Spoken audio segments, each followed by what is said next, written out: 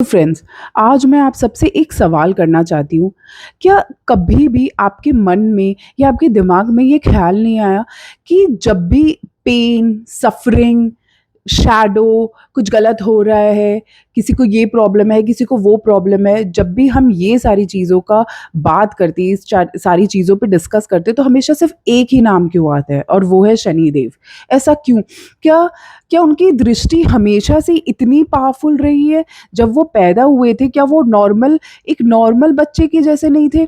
देखिए, इसके पीछे भी एक रीज़न है, इसके पीछे भी एक कहानी है। जब छाया देवी गर्भवती थी सूर्यदेव के साथ, तब सूर्यदेव ने उनका तिरस्कार कर दिया, ठीक है? और वो वन में चले गए। उन्होंने घोर तपस्या की, शिव जी की घोर तपस्या की। उन्होंने इतने टाइम तक ना कुछ खाया, ना पानी पिया, जिसके वजह से जब जो उनकी तपस्या की जो अग्नि थी, उसके वजह से शनिदेव का कलर एक डार्क कॉम्प्लेक्शन का हो गया। और वो इतना पीड़ा में उन्होंने शनिदेव को जन्म दिया। जन्म लेते ही शनिदेव एक बहुत ही सीरियस टाइप के चाइल्ड रहे हमेशा।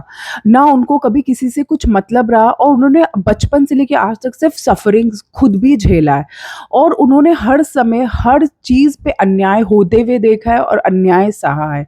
तो एक बार, एक दिन छाया देवी जब ये सारी चीज़ें देखती है कि उनके पुत्र के साथ इतना कुछ गलत होता है, तो वो अपने जीवन को कोसती है और साथ ही साथ में उन्होंने शनिदेव को भी कोसा और यहाँ तक कि शनिदेव को श्राप दे दिया। जी हाँ, उन्होंने अपने ही पुत्र को श्राप दे दिया, लेकिन कि कोई गलत इंटेंशन में नहीं, वो उस चीज़ को सहन नहीं कर पाई, इस वजह से उन्होंने अपने पुत्र को श्राप दिया। और श्राप क्या था कि तुम दूसरे बच्चों के जैसे नहीं हो, इसलिए आज से मैं तुम्हें ये श्राप देती हूँ कि तुम हमेशा ऐसे ही सीरियस रहोगे और जिसको भी तुम देखोगे, जिस पे भी अपनी दृष्टि डालोगे, वो प्रॉब्लम में आ जाएगा या फिर वो तुम्हारी दृष्टि से कभी बच नहीं पाएगा, वो दूर भागेगा।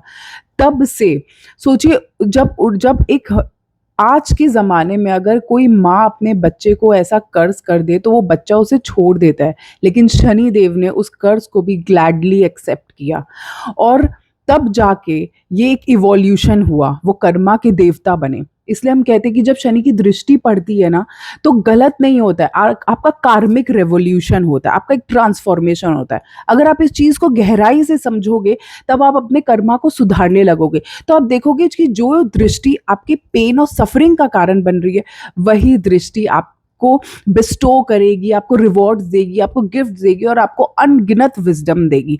तो प्लीज़ प्लीज़ आप शनिदेव से डरिए मत। वो एक बहुत ही पावरफुल और कर्मबंध देवता है।